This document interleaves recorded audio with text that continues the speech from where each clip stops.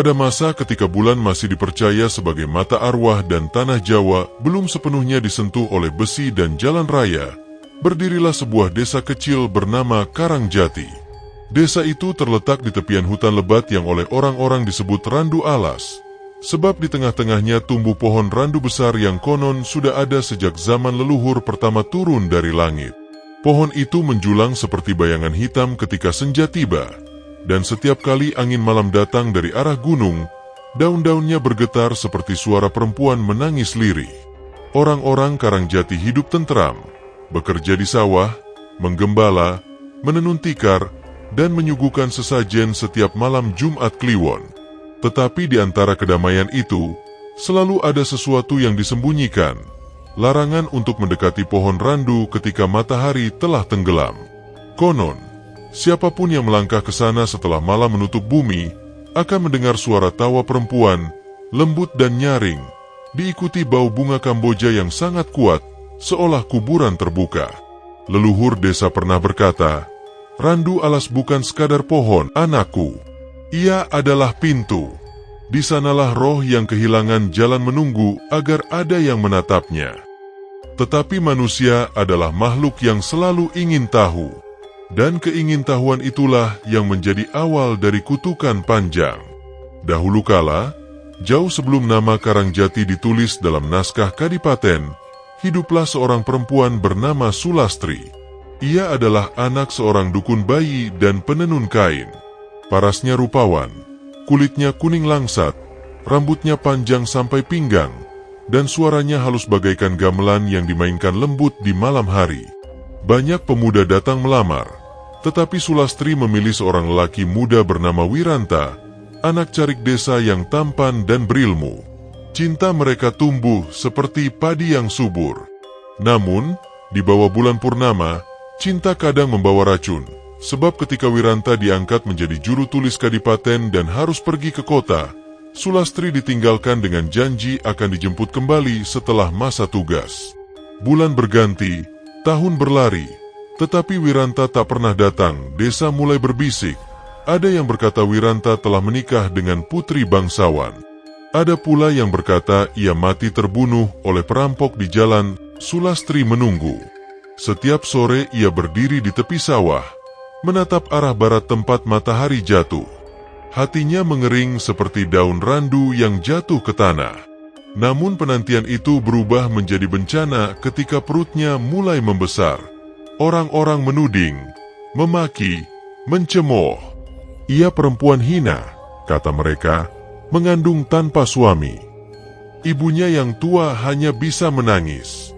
Tidak ada yang mau menolong ketika Sulastri melahirkan di malam hujan lebat. Bayinya keluar dalam tangis panjang, tapi dunia tak menyambutnya. Bayi itu mati sebelum subuh, entah karena dingin, entah karena takdir. Sulastri menggigil, kehilangan akal. Dalam kepedihan yang tak tertanggung, ia membawa jenazah kecil itu menuju pohon randu di tengah hutan, tempat yang selalu dilarang. Di bawah cahaya petir dan suara guntur, ia menggali tanah dengan tangan kosong. Darah bercampur lumpur, tangisnya menyatu dengan gemuruh langit. "Anakku, maafkan ibumu, dunia ini terlalu kejam bagi kita," bisiknya. Lalu ia menancapkan jarum penenun di tanah dan berjanji tak akan meninggalkan bayinya sendirian. Sejak malam itu, Sulastri hilang. Hanya kain jarik dan bekas darah yang tertinggal di bawah pohon randu. Beberapa hari kemudian, penduduk desa mulai mendengar suara perempuan tertawa di malam hari. Tertawa pelan, menggema dari arah hutan, diikuti tangisan bayi. Sapi-sapi sering ditemukan mati dengan luka aneh di leher. Ayam-ayam berlarian tanpa kepala. Dan setiap laki-laki yang pulang larut malam dari sawah kerap melihat bayangan putih melayang di antara ranting pohon. Orang-orang berkata, roh Sulastri belum tenang. Ia menjadi Pontianak, roh perempuan yang mati bersama dendam dan anak yang tak sempat disusui. Namun orang tua-tua menyebutnya dengan nama yang lebih lembut, seolah berusaha menenangkan makhluk itu dengan panggilan kasih. Kuntilanak, artinya perempuan yang mati dalam kesendirian, kehilangan anak. Malam-malam di Karangjati berubah menjadi lautan sunyi. Anak-anak dilarang keluar rumah, dan para lelaki selalu membawa daun kelor atau bawang merah di saku baju mereka. Sebab, konon makhluk itu takut pada harum kelor. Di bawah pohon randu, kadang terlihat bayangan seorang perempuan berambut panjang, mengenakan kain putih, berdiri diam menghadap bulan, sesekali tertawa lirih. Beberapa berani mendekat, tapi tak satu pun kembali dengan jiwa yang utuh. Ada yang pulang dengan mata kosong, ada pula yang tidak kembali sama sekali. Dan sejak saat itu, pohon randu menjadi batas antara dunia manusia dan dunia arwah. Namun waktu bergulir, dan manusia pelupa. Ratusan tahun berlalu, Karangjati berubah, sawah-sawah berganti rumah beton, dan listrik menyingkirkan lentera. Tetapi pohon randu itu tetap berdiri di tengah-tengah desa, seolah menolak mati. Orang-orang kini menyebutnya Randu Alas, dan legenda Sulastri tinggal cerita untuk menakut-nakuti anak kecil. Hingga suatu hari, seorang pemuda bernama Bagas, seorang mahasiswa dari kota yang tengah menulis skripsi tentang folklor mistis di pedesaan Jawa, datang ke Karangjati. Ia tak percaya pada cerita hantu. Baginya, kisah kuntilanak hanyalah mitos untuk menjaga moral masyarakat zaman dulu. Tak ada roh, yang ada hanyalah rasa takut, katanya sambil tertawa kepada Mbah Darmo, juru kunci desa yang sudah sepuh.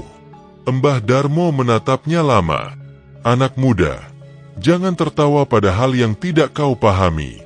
Randu Alas bukan sekadar cerita. Ia menyimpan nyawa yang tak sempat berpulang. Bagas tersenyum sopan, tapi dalam hati ia menertawakan kepercayaan tua itu. Ia memutuskan malam itu juga akan pergi ke Randu Alas sendirian, membawa kamera dan alat perekam suara. Langit sore berwarna tembaga, dan angin berhembus dari arah barat, membawa bau bunga Kamboja. Ia menapaki jalan tanah yang mulai gelap, menyusuri pematang sawah menuju hutan kecil. Ketika sampai di depan pohon randu, ia mendongak. Pohon itu besar sekali, batangnya hitam, cabangnya seperti tangan raksasa yang hendak merengkuh langit. Bagas menyalakan kamera. Ini aku, di Randu Alas. Mereka bilang di sini tempat kuntilanak muncul, katanya ke mikrofon. Aku ingin membuktikan bahwa tidak ada apa-apa. Namun angin tiba-tiba berhenti. Malam menjadi sangat hening. Bulan purnama naik perlahan, dan di antara bayangan pohon, terdengar suara perempuan tertawa pelan, panjang dan bergema, seperti datang dari dalam dada bumi. Bagas memutar tubuhnya cepat. Lampu senter bergetar di tangannya. Tak ada siapa-siapa, hanya daun randu yang bergerak ringan, dan di bawahnya, sesuatu seperti kain putih menggantung. Ia melangkah maju, menyorotkan cahaya. Sebuah jarik tua penuh lumpur, terikat di batang randu. Dan di tanah di bawahnya, terlihat bayangan tangan kurus yang menyentuh akar pohon. Siapa di sana? Bagas berseru. Tidak ada jawaban, hanya suara seperti bayi menangis, lemah dan jauh. Ia mencoba menenangkan diri, menatap layar kameranya. Tapi di layar, di belakang bayangan dirinya, tampak seorang perempuan berambut panjang, berdiri diam dengan kepala miring, matanya hitam pekat tanpa bola mata. Kamera jatuh. Bagas berlari, menembus semak, tak menoleh lagi. Tetapi suara tawa itu terus mengikutinya. Makin dekat, makin jelas. Kau ingin bukti? Inilah bukti. Malam itu, warga menemukan Bagas tergeletak di tepi sawah. Wajahnya pucat, matanya terbuka lebar seolah melihat sesuatu yang tak seharusnya dilihat. Kamera di tangannya rusak, tapi rekaman suaranya masih tersisa. Tawa perempuan, tangisan bayi, dan bisikan lembut yang mengulang satu nama. Sulastri. Malam setelah jenazah Bagas dimakamkan, Desa Karangjati tidak tidur. Para lelaki berjaga di gardu, membawa obor dan keris kecil, sementara perempuan menyiapkan air doa dan kemenyan. Embah Darmo duduk di depan rumahnya, memandangi arah randu alas yang gelap seperti perut bumi. Ia tahu sesuatu telah terguncang. Pintu yang selama ini tertutup kini terbuka kembali. Anak itu tidak tahu, gumamnya lirih, roh yang dipanggil karena kesombongan tidak akan pulang dengan tenang. Dari arah hutan, angin membawa bau amis dan bunga kamboja busuk. Anjing-anjing menggonggong tanpa sebab. Orang-orang melihat cahaya putih menari-nari di antara ranting pohon, lalu lenyap.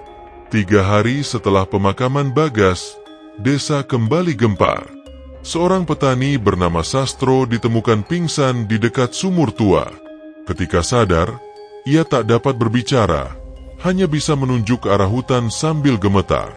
Di lehernya terdapat bekas cakar panjang, dan dari mulutnya mengalir darah hitam. Embah Darmo datang ke rumahnya, membawa kendi berisi air doa. Ketika air itu dipercikan ke wajah Sastro, lelaki itu menjerit. Suaranya bukan lagi suara manusia, melainkan seperti perempuan menangis di 2 dunia sekaligus. Ia memanggilku dengan nama yang kutinggalkan.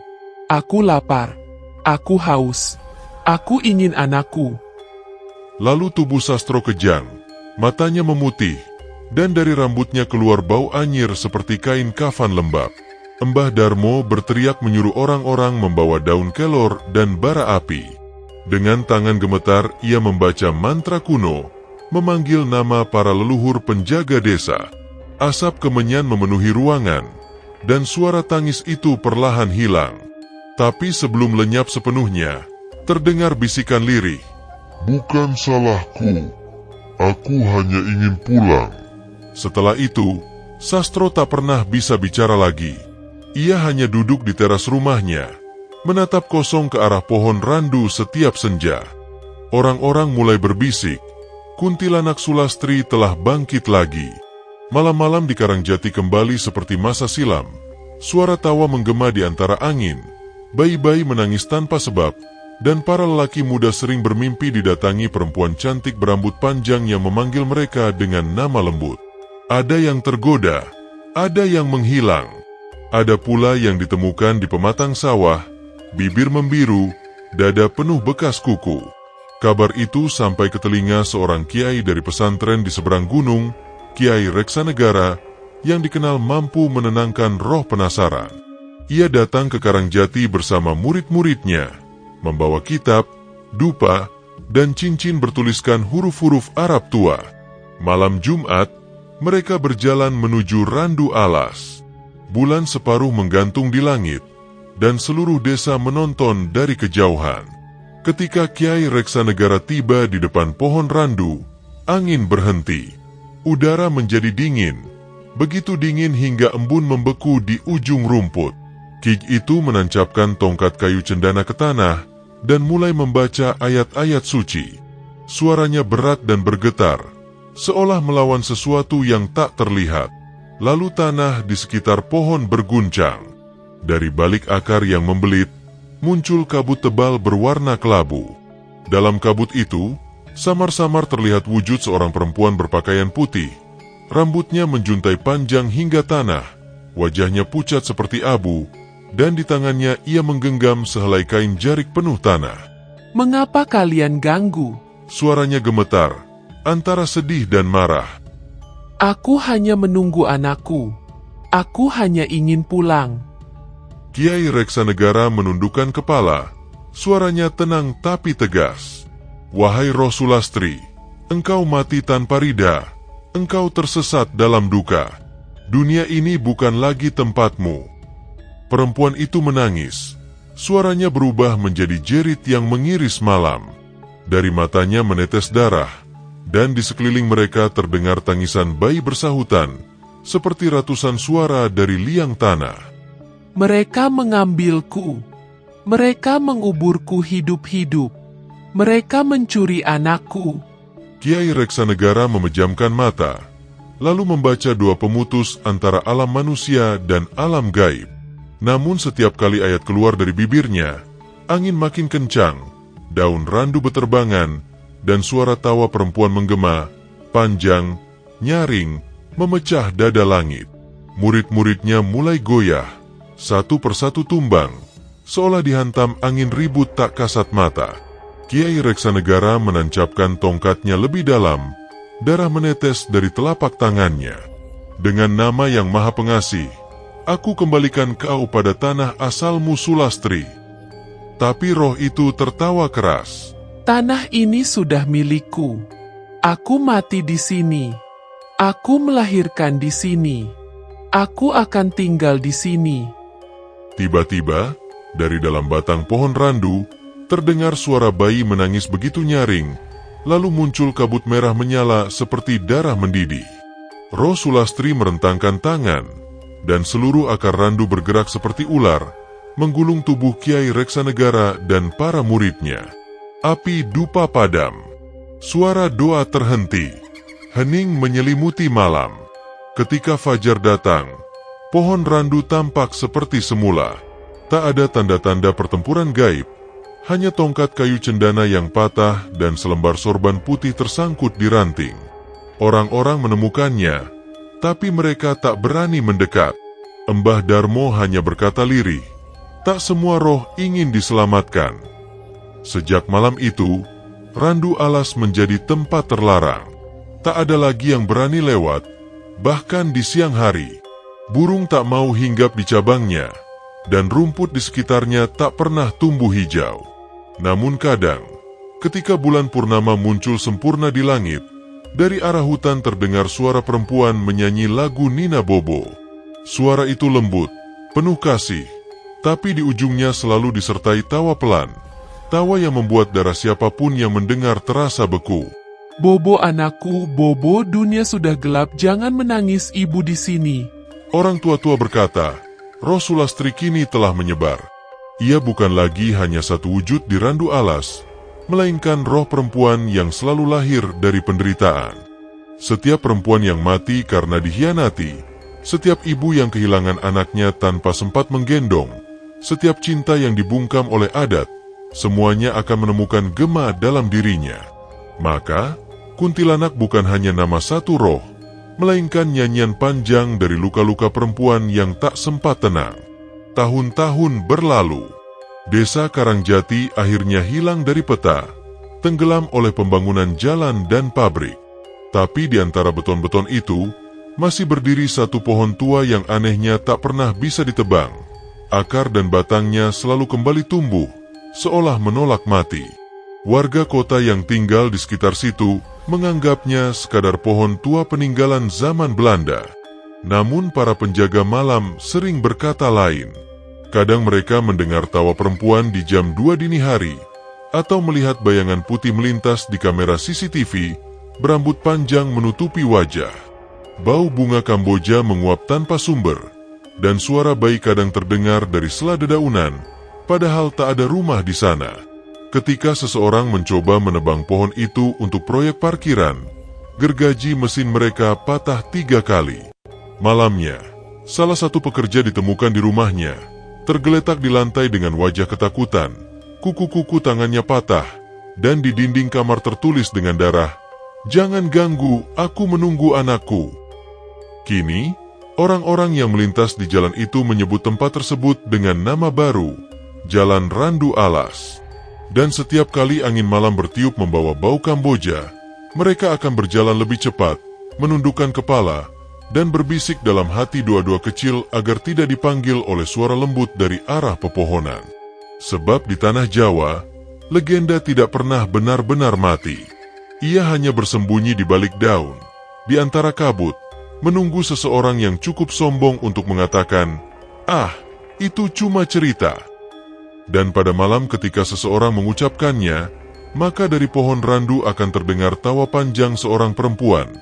Tawa yang dulu lahir dari luka, kini hidup dari ketakutan manusia.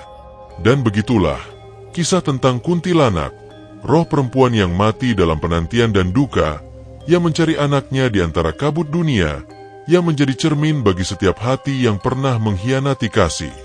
Sampai hari ini, Di tiap desa Jawa yang masih menyimpan malam, orang tua masih berpesan kepada anaknya, jangan tertawa di bawah pohon randu ketika bulan purnama. Sebab bila kau dengar tawa yang menjawab tawamu, itu bukan temanmu nak, itu ibu yang kehilangan anaknya.